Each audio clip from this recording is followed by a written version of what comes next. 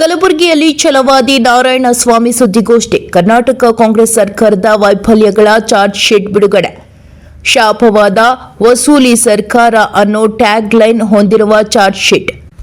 ಸಿದ್ದರಾಮಯ್ಯ ನೇತೃತ್ವದ ಕಾಂಗ್ರೆಸ್ ಸರ್ಕಾರ ಸಾಧನಾ ಸಮಾವೇಶ ಮಾಡಿದೆ. ನನ್ನ ಪ್ರಕಾರ ಕಾಂಗ್ರೆಸ್ ಸಾಧನೆಗಳು ಶೂನ್ಯ, ಝೀರೋ. ಜನರ ವೇದನೆಗಳ ಸಮಾವೇಶ ಅದು ಆಗಬೇಕಿತ್ತು. ಬೆಂಗಳೂರಿನ ರಸ್ತೆಯಲ್ಲಿ ಜನರಿಗೆ ಓಡಾಡೋದಕ್ಕೆ ಆಗ್ತಿಲ್ಲ. ಚರಂಡಿ ಬ್ಲಾಕ್ ಆಗಿ ಕೆಟ್ಟ ನೀರು ರಸ್ತೆ ಮೇಲೆ ಮನೆಗೆ ನುಗ್ಗುತ್ತಿವೆ. ಜನ ಗಾಡಿಯಲ್ಲಿ ನಡೆದುಕೊಂಡು ಹೋಗೋಕ್ಕೂ ಆಗ್ತಿಲ್ಲ. ಬಹುಶಃ ಸರ್ಕಾರ ವಾಟರ್ ಬೋಟ್ ಕೊಡಬೇಕಾಗುತ್ತೆ. ಮುಖ್ಯಮಂತ್ರಿ ಆ ತೀರ್ಮಾನ ತೆಗೆದುಕೊಳ್ಳುವ ಪರಿಸ್ಥಿತಿ ಬಂದಿದೆ. ಗೃಹಲಕ್ಷ್ಮಿ ಹಣ ನೀವು 5 ವರ್ಷ ಕೊಟ್ಟರೂ ಮಳೆಯಿಂದ ಹಾನಿಯಾದ ಮನೆ ವಸ್ತುಗಳು ಖರೀದಿ ಮಾಡೋಕೆ ಆಗೋದಿಲ್ಲ ಅಂತಿದ್ದಾರೆ ಹೆಣ್ಣು ಮಕ್ಕಳು. ಈ ಸರ್ಕಾರದ ದೊಡ್ಡ ಸಾಧನೆ ಭ್ರಷ್ಟಾಚಾರ. ಕಮಿಷನ್ ಒಡೆದಿದ್ದೇ ಇವರ ಸಾಧನೆ. ಈ ಸರ್ಕಾರ ಮಂತ್ರಿಗಳು ಕಚೇರಿ ತೆರೆದ ಬಳಿಕ ಭ್ರಷ್ಟಾಚಾರದ ಒಳ್ಳೆ ವ್ಯಾಪಾರ ಆಗಲಿ ಅಂತ ಬೇಡಿಕೊಳ್ತಾರೆ. ಸಿದ್ದರಾಮಯ್ಯ ಅವರ ಹೆಂಡತಿಯ ಅಣ್ಣ 5 ಲಕ್ಷಕ್ಕೆ ಜಮೀನು ಪಡೆದು 62 ಕೋಟಿ ರು ಕೊಡುವಂತೆ ಕೇಳಿದ್ದರು. ಖರ್ಗೆ ಕುಟುಂಬ ಏರ್ಪೋರ್ಟ್ ಪಕ್ಕದಲ್ಲೇ 5 ಎಕರೆ ಜಮೀನು ಪಡೆದರು. ಇಲ್ಲೀಗಲ್ ಅಂತ ಗೊತ್ತಿದ್ದ ಬಳಿಕ ಇಬ್ಬರು ರಾತ್ರೋರಾತ್ರಿ ವಾಪಸ್ ಕೊಟ್ರು. ಈ ರೀತಿ ಉದ್ಭವ ಆಗೋದಿಲ್ಲ. ಹಣ ಬರ್ತದೆ ಎಲ್ಲಿ ಹೋಗ್ತದೆ ಅಂತ ಯಾರಿಗೂ ಗೊತ್ತಿಲ್ಲ. ಕೆಲವರು ಒಯ್ಕೊಳ್ತಿರ್ತಾರೆ, ಓಡಾಟ ಮಾಡ್ತಿರ್ತಾರೆ, ಅವ್ರಿಗೆ ಉತ್ತರನೇ ಸಿಗೋದಿಲ್ಲ. ನಾವು ಬಂದು ಕೇಳಿದ್ರು, ನಾವು ಸದನದಲ್ಲೂ ಕೇಳಿದ್ದೇನೆ, ಹೊರಗಡೆನೂ ನಾನು ಕೇಳಿದ್ದೇನೆ, ಉತ್ತರ ಇವತ್ತಿನವರೆಗೂ ಕೊಟ್ಟಿಲ್ಲ. ವಿರೋಧ ಪಕ್ಷದವ್ರು ಕೇಳೋದಾಗಿ ಒಂದ್ಸಲ ಜೋರಾಗಿ ಕೇಳಿ ಅವ್ರ ಬಟ್ಟೆ ಬಿಚ್ಕೊಂಡು ಎಗರಾಡಿದ್ರು ಕೂಡ ನಾವೇನು ತಲೆ ಕೆಡಿಸ್ಕೊಳ್ಳಲ್ಲ. ಈ ರೀತಿ ಒಂದು ಪ್ರಜಾಪ್ರಭುತ್ವ ವ್ಯವಸ್ಥೆಯಲ್ಲಿ ಇರುತ್ತಾ? ಒಂದು ಸರ್ಕಾರ ಇದ್ದ ಮೇಲೆ ವಿರೋಧ ಪಕ್ಷ ಹೇಳಿದ ಮೇಲೆ ಕೇಳ್ಬೇಕಾ ಬೇಡ? ನಾವು ಅಧಿಕಾರದಲ್ಲಿದ್ದಾಗ ಅವ್ರು ಹೇಳಿದ್ರು ಕೇಳ್ಬೇಕು, ನಾವು ವಿರೋಧ ಪಕ್ಷದಲ್ಲಿದ್ದಾಗ ನಾವು ಹೇಳಿದ್ರು ಕೇಳಬೇಕು. ಇದು ವ್ಯವಸ್ಥೆ. ನೀವು ಯಾವುದೋ ಓಬಿ ರಾಯನ್ ಕಾಲಕ್ಕೆ ಹೋಗ್ತೀರಿ. ಯಾರು ಒಬ್ಬರದಲ್ಲ, ಫೋಟೋ ಹಾಕಿದ್ರೆ ಬಿಟ್ರೆ ಅಂದ್ರೆ ಕೆಲಸ ಆಯ್ತಾ ಇಲ್ಲ ನನ್ನ ಪ್ರಶ್ನೆ. ಯಾರು ಫೋಟೋ ಹಾಕೊಂಡ್ರೆ ನನಗೆ ಗೊತ್ತಿಲ್ಲ. ಹೇಳಿ ಅಣ್ಣ, ಯಾರು ಫೋಟೋ ಹಾಕಿದ್ರು, ಎಷ್ಟು ಫೋಟೋ ಹಾಕಿದ್ರು ನನ್ನ ಕೆಲಸ ಅಲ್ಲ. ಏನ್ ಆಗಿದೆ ಇಲ್ಲ ಅನ್ನೋದು ನನ್ನ ಪ್ರಶ್ನೆ. ಕ್ವಶನ್ ಏನಂದ್ರೆ, ಅಪೋಸಿಷನ್ ಆಗಿ ನೀವೇನ್ ಮಾಡ್ತಾ ಇದ್ರೆ ಸರಿ ಇದೆ, ಬಟ್ ಅಲ್ಲೇ ಮೇಲೆ ನೀವು ರೂಲಿಂಗ್ ಇದ್ದೀರಿ. ಆ ರೂಲಿಂಗ್ ಪಾರ್ಟಿಯವರು ನಮಗೇನು ಅನ್ಯಾಯ ಮಾಡ್ತಾ ಇದಾರೆ ಆ ಬಗ್ಗೆ ನೀವು ಯಾರು ಕೇಳೋಕ್ ರೆಡಿ ಇಲ್ಲ. ನಮಗೆ ಡಿವಿಷನ್ ಬೇಕು, ರೈಲ್ವೆ ಡಿವಿಷನ್ ಬೇಕಂತ 20 ವರ್ಷದಿಂದ ಶಂಕ ಆಡ್ಕೊಳ್ತಾ ಇದಾರೆ ಇಲ್ಲಿ ಜನ. ಏನ್ ಮಾಡ್ತಾ ಇದ್ರಿ ನೀವು? ಇಲ್ಲ, ಅದನ್ನು ಕೇಳಿದೀವಿ, ಅದನ್ನು ನಾವು ಹೋರಾಟ ಮಾಡೋಣ, ಕೇಳೋಣ.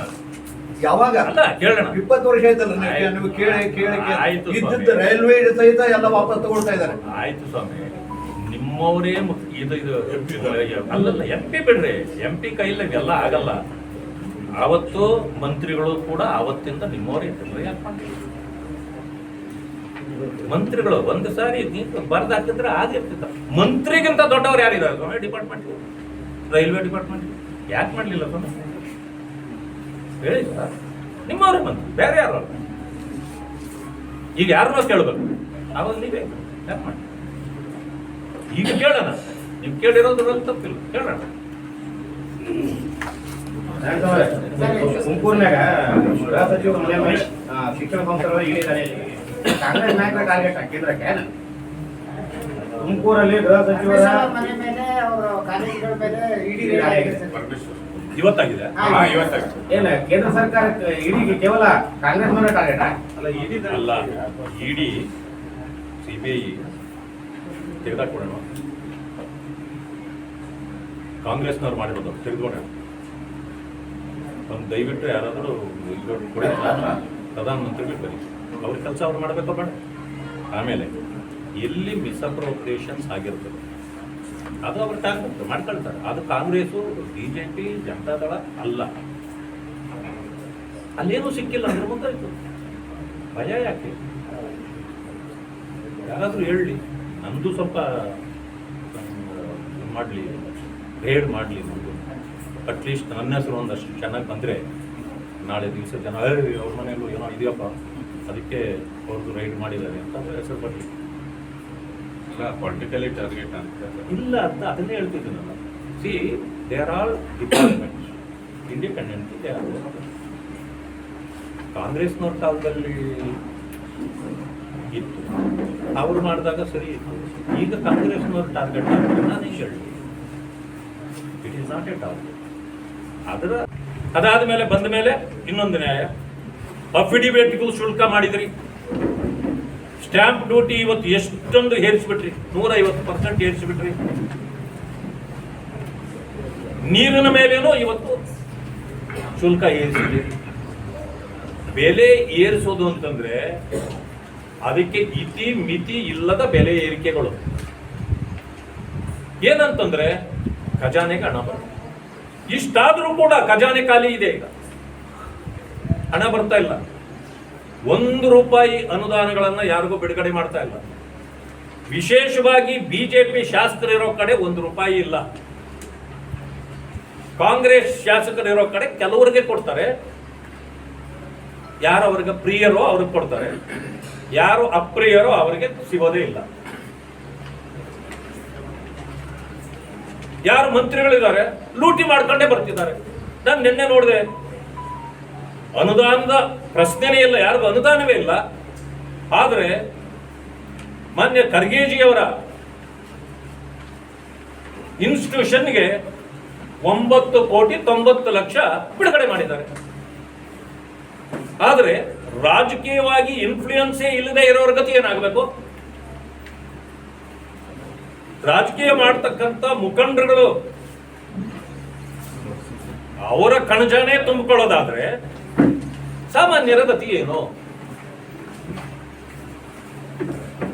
ಆಮೇಲೆ ಅವ್ರಿಗೂ ಒಂದು ಸ್ವಲ್ಪ ಪ್ರಬುದ್ಧತೆ ಇರಬೇಕಲ್ಲ. ಇದು ನಾನು ರಾಜಕಾರಣಿಯಲ್ಲಿದ್ದೇನೆ, ಅಥವಾ ನಾನು ಇಲ್ಲಿ ಜಿಲ್ಲಾ ಮಂತ್ರಿ ಆಗಿದ್ದೇನೆ, ಇಲ್ಲ ನನ್ನ ತಂದೆಯವರು AICC ಅಧ್ಯಕ್ಷರಿದ್ದಾರೆ, ವಿರೋಧ ಪಕ್ಷದ ನಾಯಕರಿದ್ದಾರೆ ದೇಶದ, ನಾವು ತಗೊಂಡ್ರೆ ಜನ ಏನು ಅಂದ್ಕೊಳ್ತಾರೆ ಅವರು ಅದೂ ಇಲ್ಲ ಪಾಪ. ಅವರು ಒಟ್ಟಿಗೆ ನಮಗೆ ಬಂದ್ರೆ ಸಾಕು.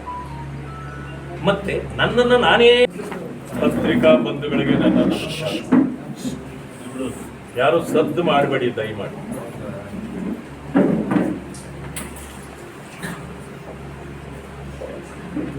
ನಿನ್ನೆ ಅಷ್ಟೇ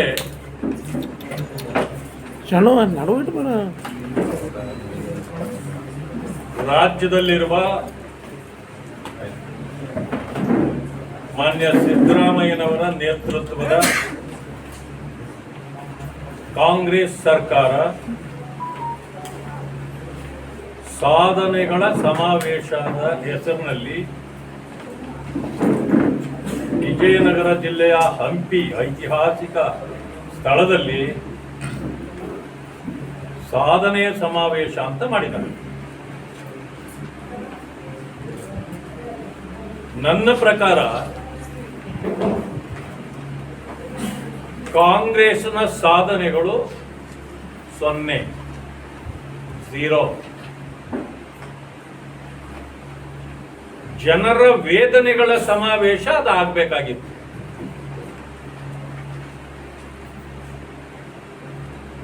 ಬೆಂಗಳೂರಲ್ಲಿ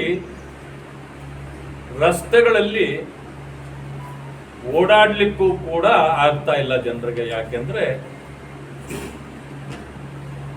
ವಿಪರೀತ ಮಳೆ ಆಗಿದೆ, ರಸ್ತೆಗಳು ಗುಂಡಿ ಬಿದ್ದಿದೆ, ಚರಂಡಿಗಳಲ್ಲಿ ನೀರು ಹೋಗ್ತಿಲ್ಲ, ಶಿಲ್ಟ್ ತುಂಬಿಕೊಂಡಿದೆ, ಕಸ ತುಂಬಿ ಎಲ್ಲ ಆ ಕೆಟ್ಟ ನೀರು ಮನೆ ಮನೆಗೂ ಪ್ರವೇಶ ಮಾಡ್ತಾ ಇದೆ. 3-4 ಕಡೆ ರಸ್ತೆಗಳಲ್ಲಿ ತುಂಬಿರೋ ಕಾರಣ ಇನ್ನು ಮುಂದೆ ಜನ ಗಾಡಿಗಳಲ್ಲಿ ನಡೆದು ಓಡಾಡಕ್ಕಾಗೋದಿಲ್ಲ. ಭವಿಷ್ಯ ಸರ್ಕಾರ ವಾಟರ್ ಬೋಟ್ಗಳು ಕೊಡಬೇಕಾಗ್ಬೋದು. ಮುಂದೆ ನೀರಿನಲ್ಲಿ ಚಲಿಸುವ ಸ್ಕೂಟರ್ಗಳು ನೋಡಿದ್ದೀರಿ ನೀವು. ಅದು ನೀರಿನ ಮೇಲೇನೂ ಚಲಿಸುತ್ತೆ, ಭೂಮಿ ಮೇಲೆ ಹೋದ್ರೂ ಚಲಿಸುತ್ತೆ. ಬಹುಶಃ ಮಾನ್ಯ ಮುಖ್ಯಮಂತ್ರಿಗಳು ಆ ತೀರ್ಮಾನ ತೆಗೆದುಕೊಳ್ತಕ್ಕಂಥ ಪರಿಸ್ಥಿತಿ ಬಂದಿದೆ. ನನ್ನ ಸೋಷಿಯಲ್ ಮೀಡಿಯಾದಲ್ಲಿ ನಾನು ನೋಡಿದ್ದೇನೆ.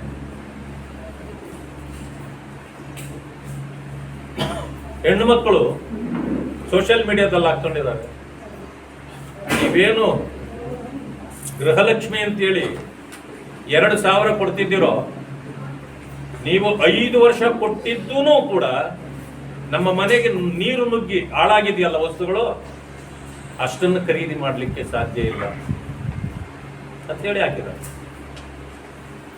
ಇದು ಅಲ್ಲಿದು ಮಾತ್ರ ಅಲ್ಲ, ಎಲ್ಲ ಜಿಲ್ಲೆಗಳ ಪರಿಸ್ಥಿತಿ ಹೀಗೆ ಆಗ್ತಾ ಇದೆ. ತಗ್ಗು ಪ್ರದೇಶಗಳಲ್ಲಿ ನೀರು ನಿಲ್ತಾ ಇದೆ. ಇದಕ್ಕೆ ಏನು ಉಪಾಯ ಮಾಡಬೇಕು ಅನ್ನೋದು ಸರ್ಕಾರದ ಗಮನದಲ್ಲಿ ಇದ್ದಂತೆ ಕಾಣುವುದಿಲ್ಲ.